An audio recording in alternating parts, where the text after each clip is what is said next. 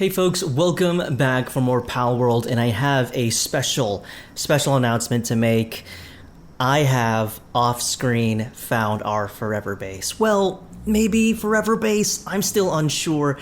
You know, the thing about this game is that there are a lot of really great scenic places that, I don't know, really fascinate me in terms of wanting to build there, but sometimes the location doesn't always work out because of sometimes build limitations an issue. For example, a lot of the buildings, a lot of the assets are huge, and sometimes they don't really fit well in certain areas, and you could be creative and take hours to look at a location and think of ways to really improve it, to make sure you have a base that you really want with a backdrop that you really like. And with the advent of PAL boxes and having different fast teleporting locations, you don't really need to commit to a certain area. If you don't like it, you can always move bases.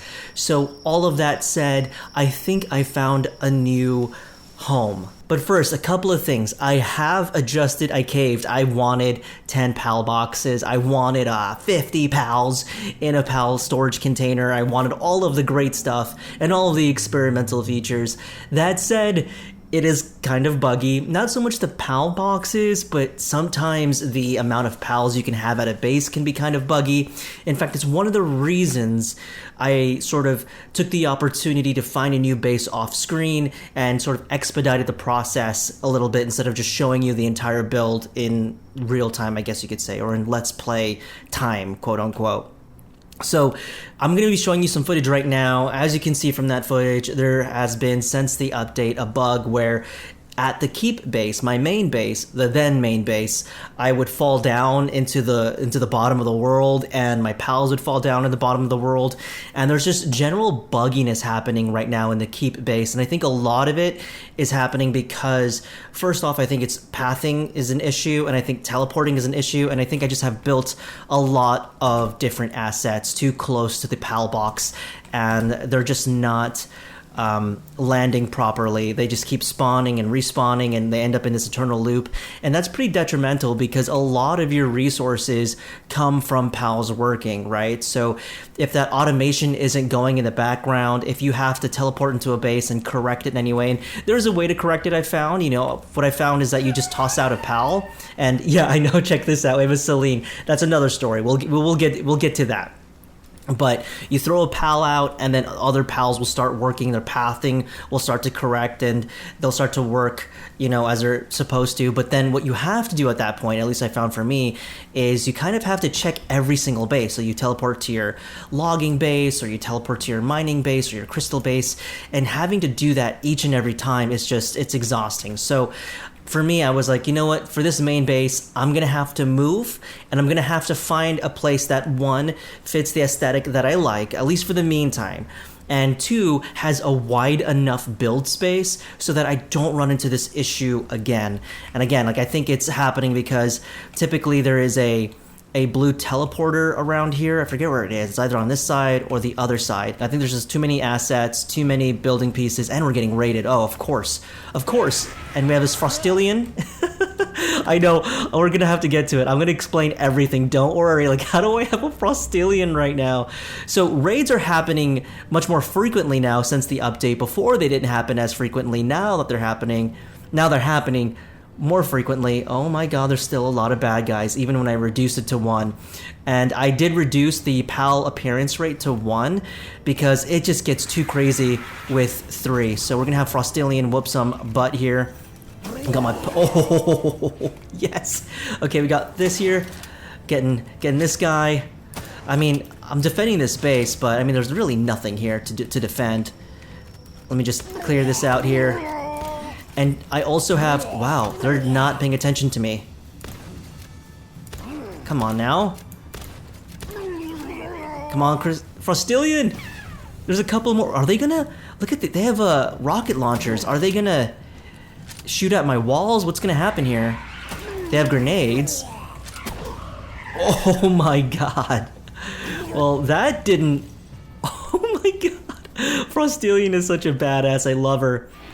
So yeah, I'll go into how I got this Pegasus PAL, but first things first, I do have a new base that we can look at. I also wanted to kind of give us a tour, like a final goodbye, farewell tour, if you will, of the of our base, just so you can see the kind of things that I did off screen and stuff like that. So let me go ahead and show that to you. All right, so to some degree, this base is functioning, and it's mainly I'm mainly using it for the ranch.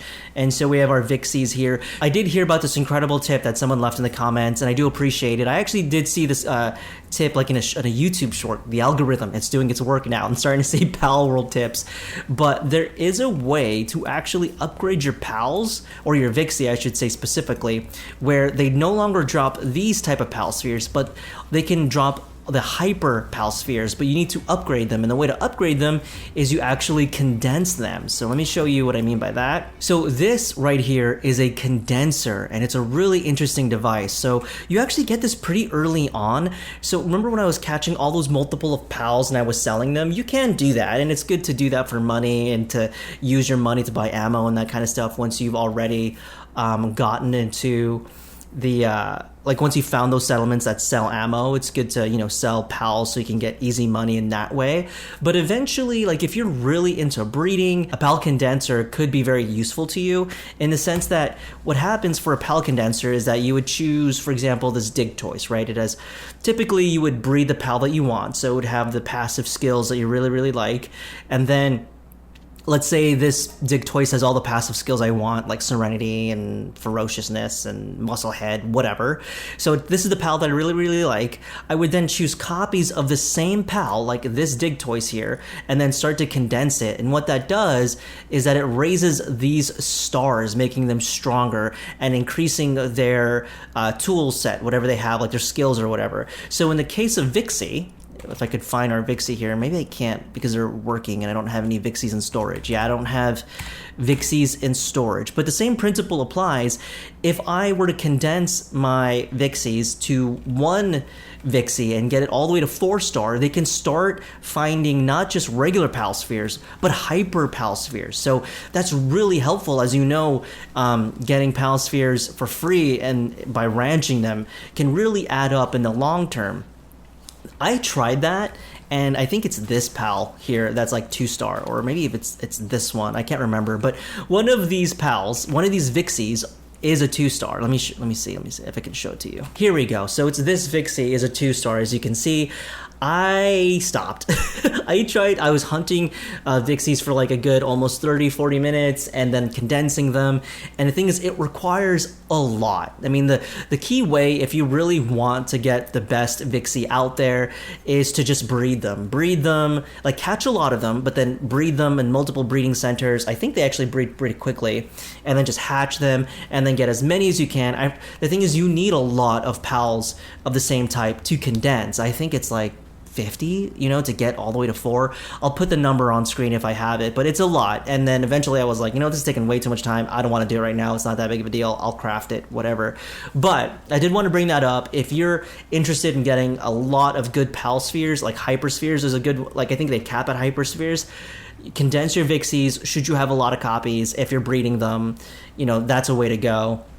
For me, hyper pal spheres, while very good, tend to be phased out later because the pals are just harder to catch. Oh yeah, I forgot to mention, I have look at my gear. So I have the lightweight plus steel armor, which is the best armor I think you can get in the game right now. Yeah, it's like comes at level 55. I'm level 55 now. Ooh, I don't have ultra shield, unfortunately. Well, I can grind for that at a dungeon. What else do I have?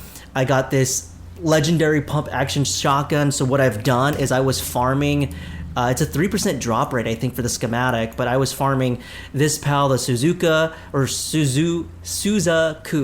I was farming them, and I got the schematic drop, and I was like, yes, let's get in. This is awesome. It took me a while to do so. And then I was also trying to farm this Blazamut to get the legendary assault rifle. I was not successful, and then eventually I just gave up. I'm like, I'm done. Like, I just don't want to do it anymore.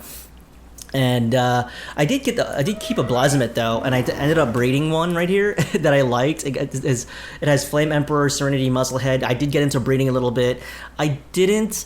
And the reason why I got into breeding was because I found out that if you end up breeding an alpha version of that PAL, for example, Scorcher or Blazamut, she's an alpha? Yeah, she's an alpha. Like, if I butcher her, there's actually a chance that I could get the assault rifle schematic legendary.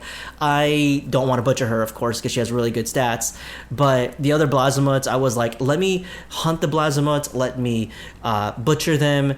I want to get that assault rifle legendary schematic. I never got it, but then I looked it up, and then you can actually get a lot of high level schematics if you do the oil rig. That's like another thing we'll talk about later as the episode progresses, or maybe the next episode. But I was thinking we should probably hit up the oil rig before this whole series is concluded. At any rate, let's take a tour of the base. It's pretty empty, as you can see. I just use it for ranching normally. This is my house. I feel really bad. I actually liked the way that this home came out and the way that it was furnished. I didn't spruce it up even more because, we are leaving, but this was essentially my home, where I lived, where I slept, where I laid. This is my bedroom, again, just chilling. This is my bathroom. This whole building here was my bathroom. I walk in here and I just bathroomed my toilet and stuff like that. I was really happy the way this came out. Also, I realized something, so I'm not going to destroy it now. But remember how in previous episodes I said that putting these assets are really buggy because they're way too tall and the ceiling gets in the way of it. And what I mean by that is, let's say I want to put another bathroom in. Let's just show you what I mean by showing you the highlighted blueprint here.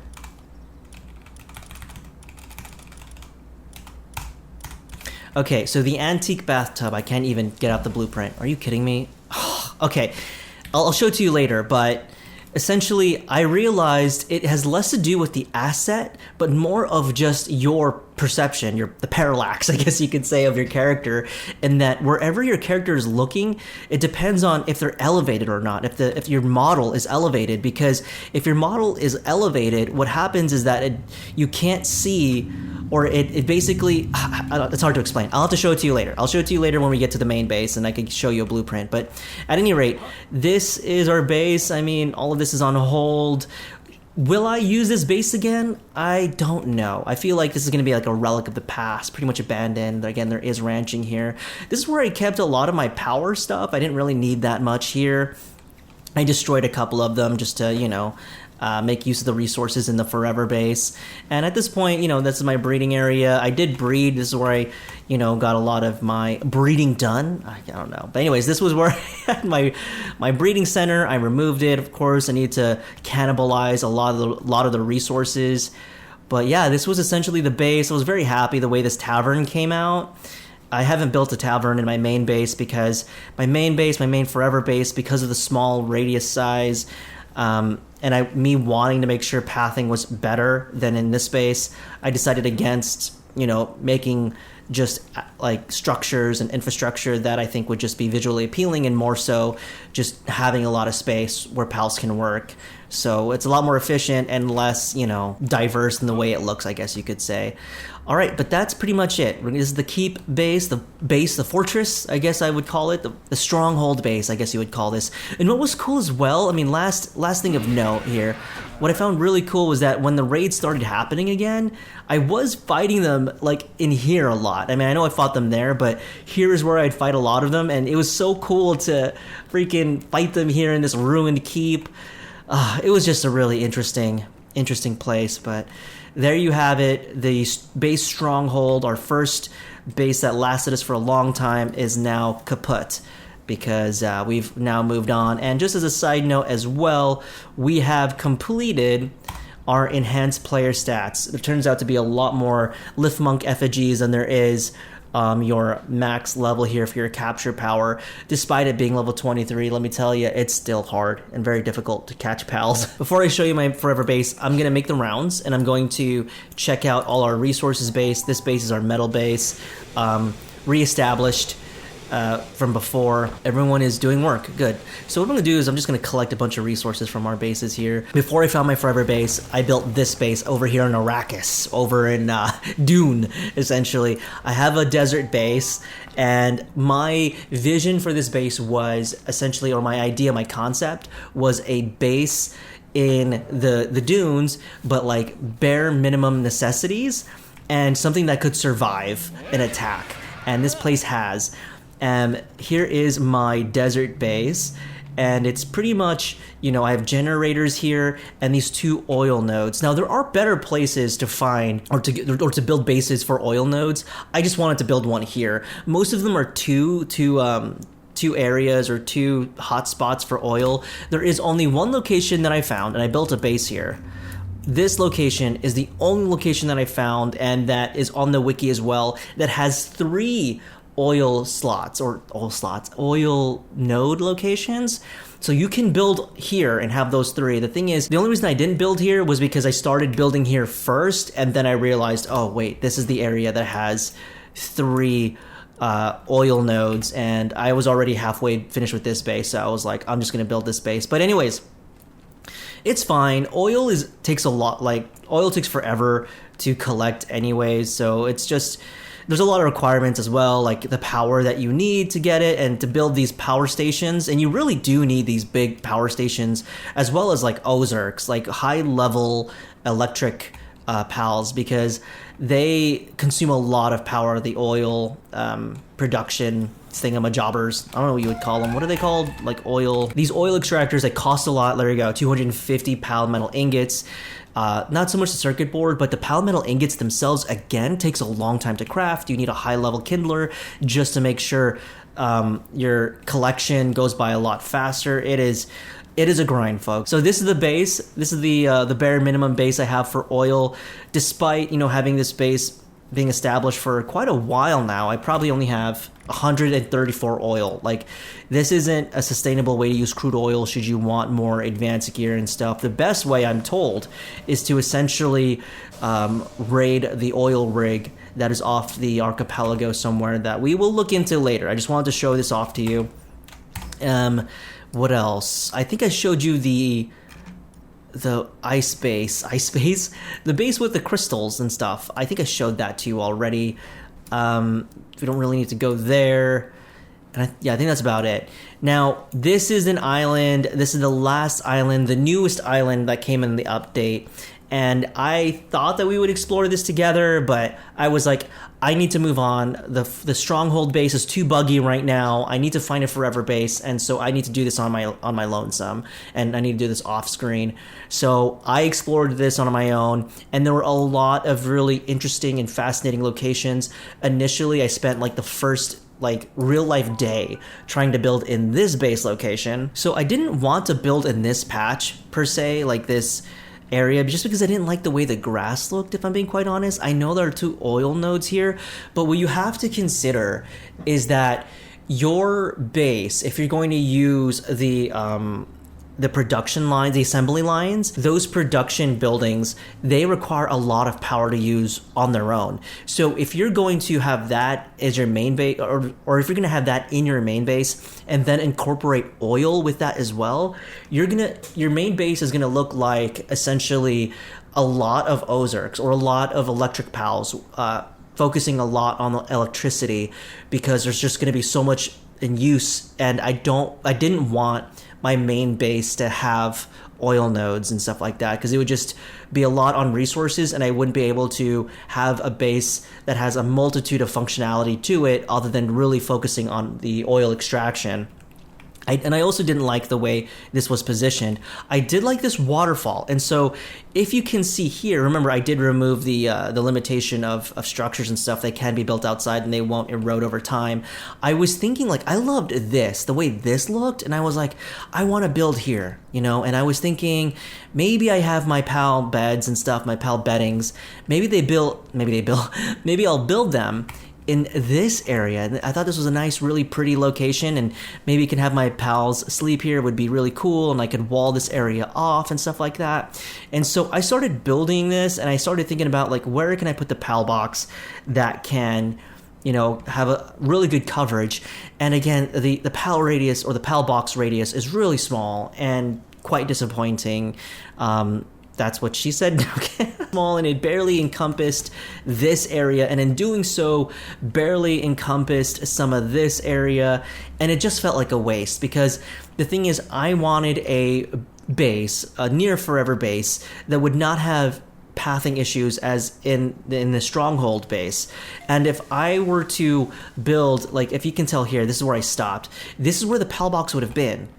And I was thinking that maybe I build like a bridge that goes down here, or not bridge, but like stairs that goes down here and stuff like that, so they can make use of this side and the other side. But then I would have to build a wall to protect the base, like in a perimeter, so that wandering enemies, like these wandering enemies right here, they're so freaking hard. The Moonflower Genin and the Jonin, these ninja enemies are so difficult, and raid bosses are now, not raid bosses, but raids in general are harder as well.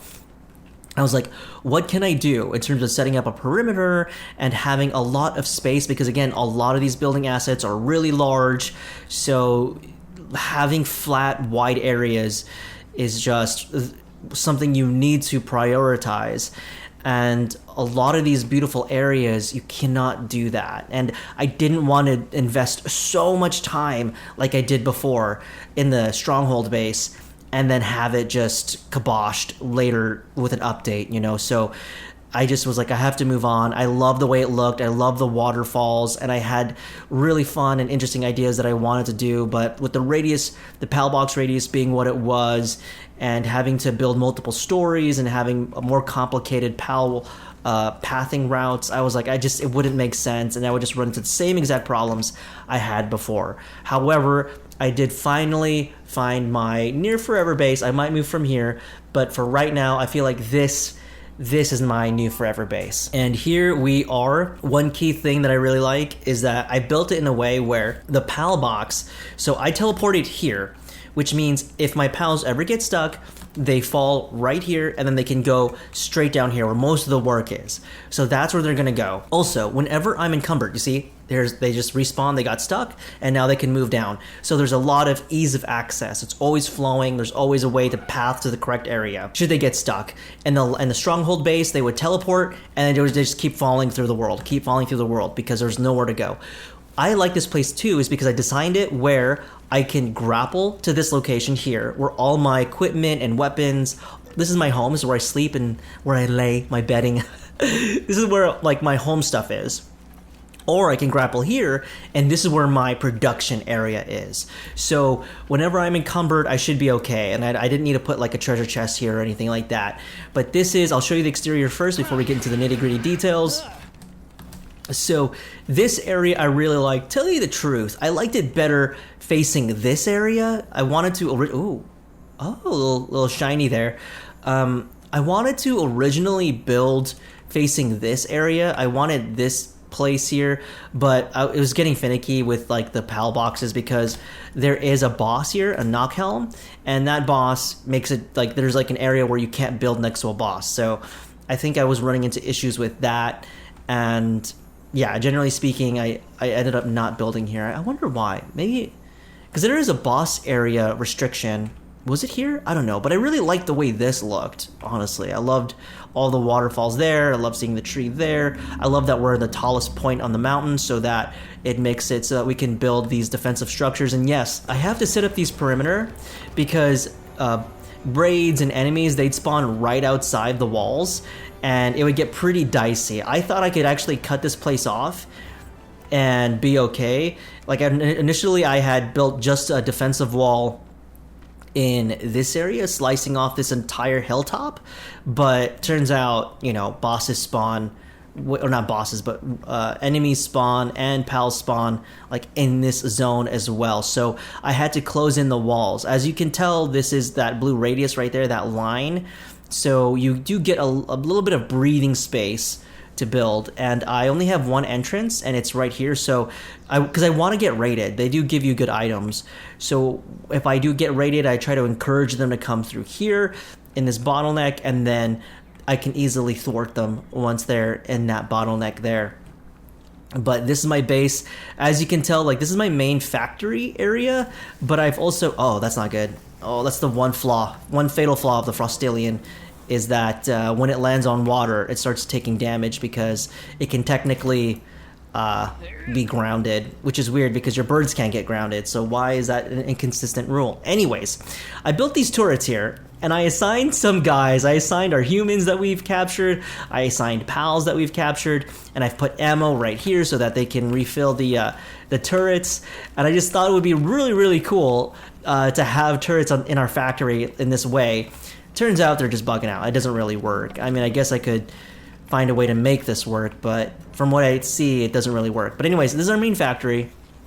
If you go down here to the second floor, you can see that we have everyone working. This is where I put all our stuff. It's a lot more minimal, as you can tell, because I do have a first floor. So this is the first floor where all the power generating happens. You have power generation there. I wanted the first floor to really focus on having a wide open space where pals can work. I need to probably throw out my pal here to get those guys working. I don't know why they're not working. Maybe they're just lazying around. But I wanted the bottom floor because, you know, again, with pathing issues being what they are, I really wanted most of the foot traffic that is automated to happen down here. So that's why we have like the breeding down here. That's why we have, I mean, this was, I just forgot to incorporate this. So this is just here for it being here. I have our breeding center here as well. This is where we do our medicine cabinet. I didn't know where else to put this, so I just put this up here. We have, this is where they sleep, like right on the floor here. Again, it's on the floor, so they should be able to path right into these areas and sleep. So, and it's right at the same place where they can eat. They can eat right there when they wake up. This is where we're farming. Again, just making it so that all of our pals have a place where they can walk through unabated, essentially. See, and it's just easier for them. Now, what I found interesting about these little, no, I say little notes, but what I found interesting about these areas here, what do I call these? The mines, the coal mine, the metal mine, the stone mine, all these mines, and the tree lumbering place here. What I found interesting about them is that you can actually put them pretty close together and your pals won't have an issue. Maybe it's been updated to a point where they don't have an issue doing the job here. So again, just putting them together, giving them the space to work has been really fruitful in the sense of not having them bugged out anymore. So they spawn in whenever they're stuck, and the majority of the work happens here. The only ones who need to go here are the pals that need handiwork or who can do handiwork, and those pals tend to be like these pals where they have, you know, they're bipedal and they're not too big. They can walk through here and do the job, whatever job I need them to do. So it isn't that big of a deal to have these pals work in this area. So let me go ahead and show you my house, and then we'll move on to do some fun stuff. But this is essentially my main house here. I live in these quarters. I got carried away with these, like, look at these vines. They're moving with the wind. Isn't the texture nice? I got carried away. I was experimenting with it. I might cover this whole area in vines. Who knows? I'm just playing around with it, but it looks like that. Anyways, the main door. So this is supposed to be the main door, but this is my patio entrance. I walk into here, you know, dust off your feet. This is where I keep my weapons. Oh no, keep my weapons here, armor here. These two boxes hold my skill fruit chests. Skill fruit chests or skill fruits in general are just really awesome to go about and get. Got my table here, got where I keep my monies and stuff like that. My couch, my little kitchen. Again, I'm not done furnishing. I'm definitely going to add more. This is my second floor patio, or a balcony, I guess you could call it. And then here's just some more stuff. And, you know, I would walk into my room. It's normally closed. Close that behind me. Got to check out what's going on over here. This is my globe for globing. This is my bathroom, much smaller, way smaller than before, but this is where I do the business, take care of what I need to take care of, bodily fluids and all that, and this is where I sleep, and then that's it. Okay, now I can show you what I mean by the perception parallax thing I was going on about when it comes to like bathrooms and stuff like that, or building structures that seem to be too big. Okay, antique bathtub. Remember in prior episodes where this wouldn't appear because the ceiling got in the way, right? And so what I did was I deleted the ceiling. I think I can delete this one without any worry. Yeah, I can delete it. Okay. So what you would have to do, or what I said earlier, so what I said in prior episodes is that you need to delete the ceiling, and then you can finally see, so to see the blueprint, to want to build it, you have to what I said was to delete the ceiling. What I then came to realize is that it's not so much the asset being overly sized so that it clips to the ceiling and therefore sometimes you can't see it like here, whereas you can see it here. However, it's more about your character's perspective. It's going off of your character's perspective. Now, this is something that I've never thought about, because in crafting survival games that I've played, they've never done it like this. Ark Survival Evolved, Conan, Enshrouded, many others. I imagine even Nightingale is the same way. Just a lot of different survival games, they don't do it in this perspective, but this game does, and I really hope they change it. But the reason why you can see the blueprint of the building here versus why you can't see it here is because it's through the perception of where your character model is standing, not so much the oversized blueprint itself. Meaning, if I hold down Control, I can actually force the blueprint to be linked or attached. If I wanted it here, I just hold down Control and there you go. You can build the bathtub in here now because I'm holding down Control. I am forcing the blueprint to be visually on this floor, to touch a floor, to be connected to something and be leveled out. So again, it's less of the blueprint being oversized and more that it's the perception of where your character model is standing. I'm sorry if that's not making any sense, but hopefully just showing you this gives you an idea of why the building mechanic in this game needs a lot of work. And I'm cheering for them. I know they can do it. I know that's probably something that they're really looking into. So when I give these criticisms, again, it's not because I'm trying to harp on or beat a dead horse or anything like that or be overbearing. It's just me, showing you maybe you wanted to build an antique bathtub or any building for that matter, and the blueprint wasn't showing. What you can do is hold Control or whatever button it is for alignment mode change, whatever that is for you.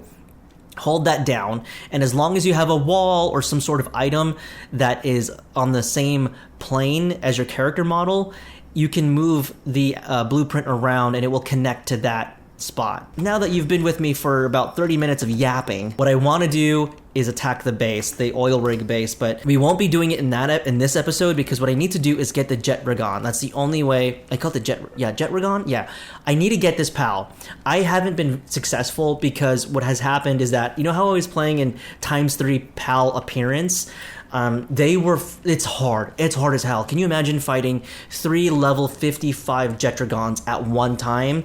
It is so freaking difficult, and I probably could do it if I invested in all the resources I have to having like all the best armor and weapons and stuff like that. I could do that, but that is such an enormous grind that I was like, I don't want to do that. And so what I've done, one way I got Frostilian was that I brought everything down to 1, so I only fought it in the vanilla appearance capture, which is 1. And in doing so, I realized 2 things. 1, Frostilian is still freaking hard to beat 1-on-1, but 2, my frame rate is just amazing now because it's less pals and less enemies and stuff like that to populate your world, so everything has been running smoother and stuff. But yeah, I need to get Jetragon 1-on-1 in order to do it, because even Jetragon 1-on-1 still beats my butt. These legendary pals are just hard to capture. But at any rate, I think what I want us to do now is I want us to fight. Are these the same level? Tower of Pal Genetic Research Unit. These two are both level 55s, I think. But I think we should do it in order. So we will save this tower for last, and we'll take on the Tower of the Pal Genetic Research Unit. I want to say it's an Ice Pal that we're up against. So let me have a look at it, and then I'll pick out our team. Oh, wait, last thing. The Celine, she came down on a meteor. I was very, very lucky to capture her, and we did get one cool passive trait, which is ferocious, so that's nice. I am in love with the way this pal looks, and I think we're just gonna use her as a main pal. Xenogard was the same way. What? That's a bug. There you go. Xenogard was the same way, fell down from a meteor. It's a dragon type, and I was like, I love the way Xenogard looks. We're going to keep him. Then we have Frostilian, which is... I like her, she's very strong, but I do feel like we will be replacing her later. She has the shabby trait, or say a shabby passive skill, which is pretty much like, it's not a big deal. I mean, minus 10% to sales price. I was never going to sell her. She did get legend, which is an incredible passive skill. It is attack 20%, defense 20%, movement speed increase 15%. Like, this Frostillion is packing. Ice Emperor, so ice damage is increased by 20%, and then you have 25% increase to player work speed, which is just awful. No one cares for that. So Dark is weak to Dragon. Ice beats Dragon. So I wonder if this Shadowbeak has ice abilities. Dark is strong against neutral, so we won't use a neutral type in this instance. Looks like we're gonna have to switch out. Yeah, Celine. Now here's an interesting thing. Celine is dark neutral, so I wonder if she doesn't, like, if she'll be okay. Maybe she's still weak to a lot of Shadowbeak's attacks, but maybe it's reduced. That could be a thing. Looks like Xenogard is going to have to be our main Vanguard here. I know he's level 49, but it is what it is. Scorcher, I could probably teach her some dragon type abilities. Warhorn here I think should be okay. Frostillion is an ice type, which is really good as well. And then what we could do is teach her dragon abilities. Yeah, because just in case the Shadowbeak has coverage in terms of skills and can use ice attacks to fight dragon types, you know, we have Frostillion. In fact, maybe we open up with Frostillion, we teach Frostillion some really strong moves, and then dragon moves, that is, to beat Dark, and then have her be our main pal. Now, anyone I want to switch out? I'd say no. I think this is our party of choice here. Yeah, I think this is the team. Let me pick out the skill fruits that I want for our guys, and then we will fight our long-awaited battle.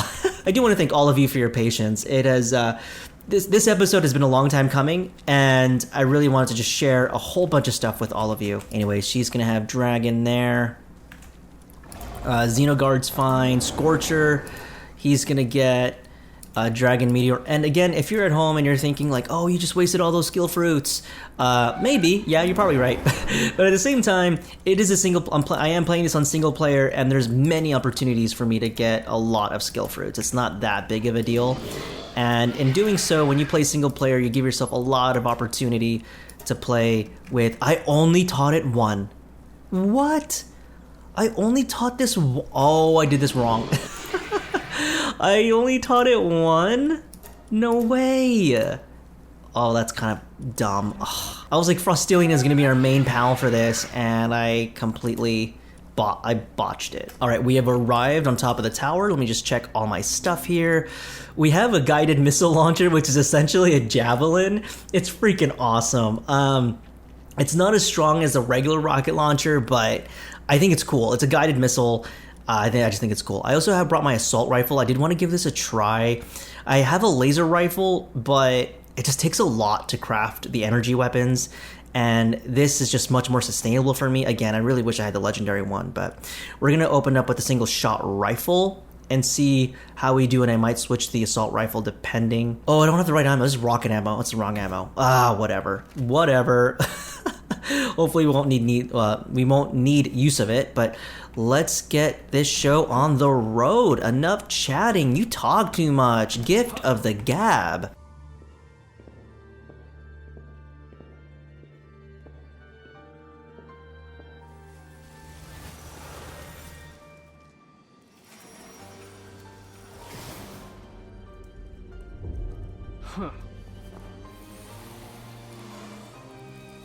So he's in the ice tower, but he has a dark type.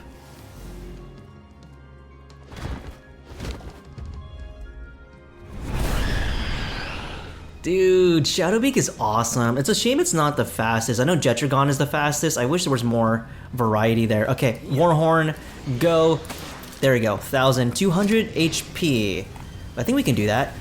So that's its dragon attack. Oh no, that's us. That's us using Dragon Meteor. Nice. Oops. Gotta be better about that. Look at Warhorn. She's really whooping some ass right now. Let's use the guided missile launcher. Let's just have some fun. Oh, cool. It did a critical as well. That's nice. Okay, so let's also use my my assault rifle, and it did pretty well. Oh no, oh no, oh no, what is this? Oh, what is that? What is that? Uh-oh, Warhorn is frozen. We're gonna switch it out for Scorcher. Going back to my single shot rifle, we're doing better damage with it. There's Scorcher doing some attacks here. Scorcher's really pummeling Shadowbeak, which is great, and it looks like Shadowbeak is sort of confused who to go for. Shadowbeak really blends in. Maybe my eyes are just bad, but I'm having trouble shooting it because I can't see it. Did Scorcher go down? Scorcher did go down. Oh my god. Go, Xenoguard, go. There we go.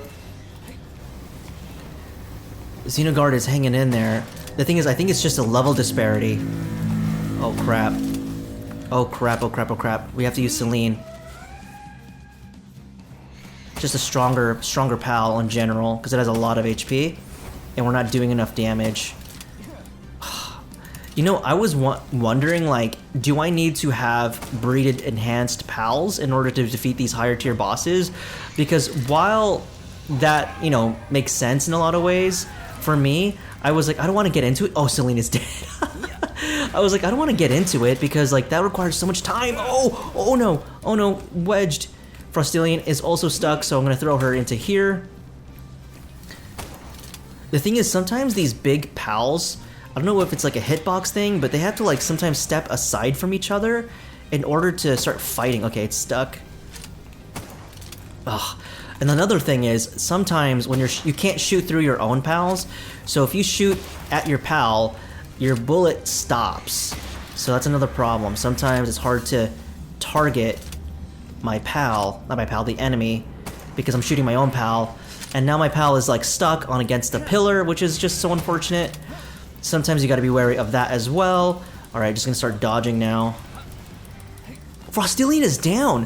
Whatever that ability is, it's crazy. Okay, so I think I'm about to go down here, because I don't think I can fight Victor all by my lonesome. If I see that move happen, I'm gonna call back my pal. And then, yeah, I think I'm gonna call back my pal. If I see that move and I'm stuck. Oh, I'm stuck, I'm stuck. I'm in windowed mode, oh. Because they cannot escape that attack, and it's absolutely devastating. Ah, I missed. Okay, we're gonna have to use my machine gun here. Call back Warhorn. Oh, out of ammo. You know what, maybe I use my shotgun. It's a legendary. Oh no! What happened to my ammo?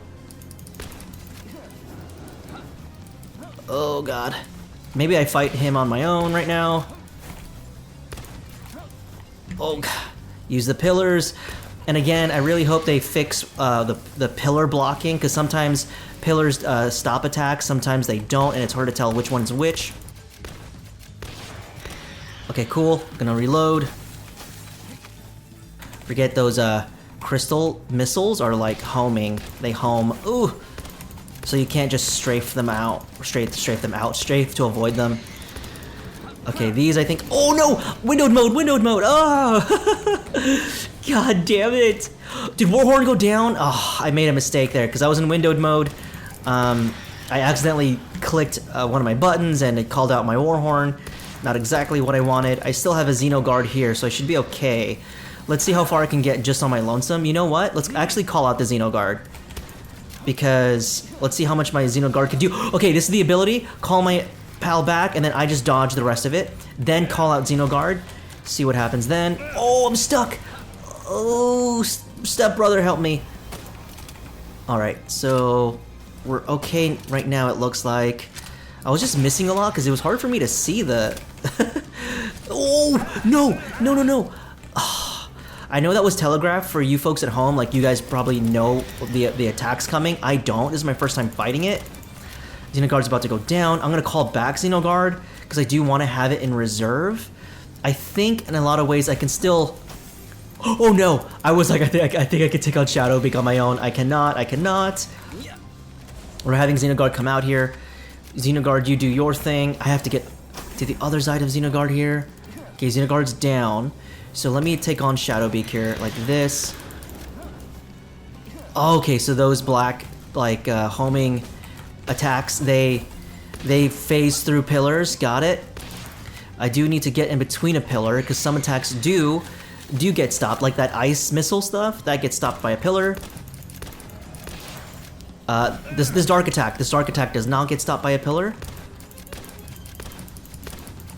I really wish I had more of my guided missiles at this point. I was like, no, we could rock without them. So these things, do they get stopped by the pillar? I think that they do.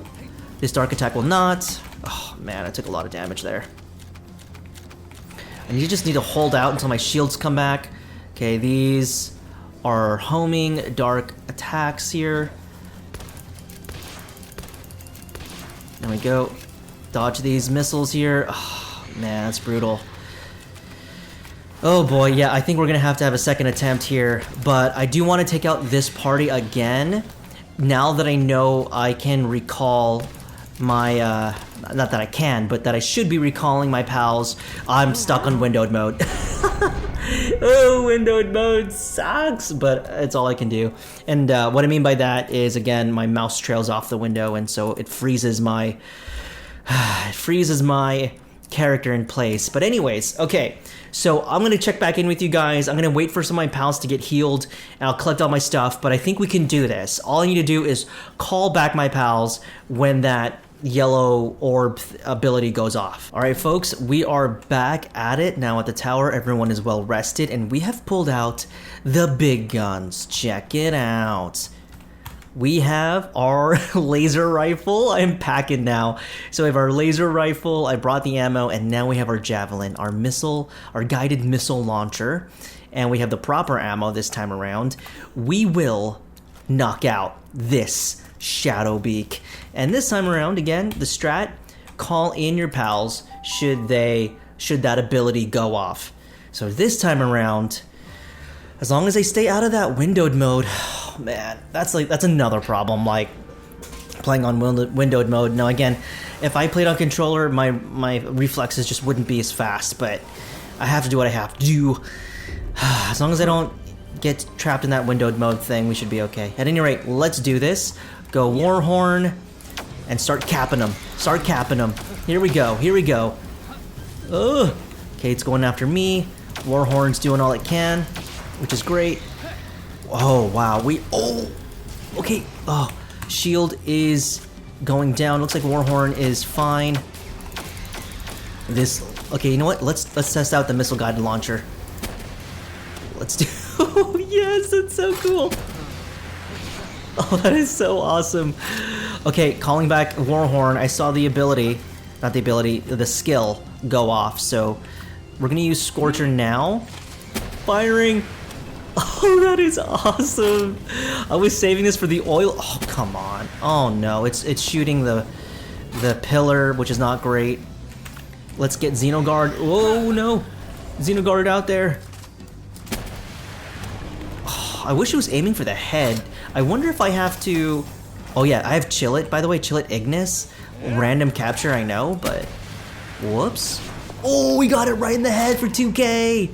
Now the thing is, if I use my like single shot rifle and I'm able to get him on the head, we can actually do that kind of damage as well. So it's not that big of a deal.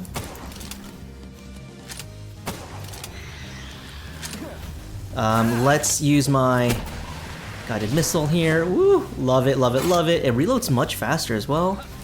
Oh no, windowed mode! I'm in windowed mode! Oh, windowed mode is so punishing. Frostilian? Okay. We should be okay. Should be okay. Firing off. Nice.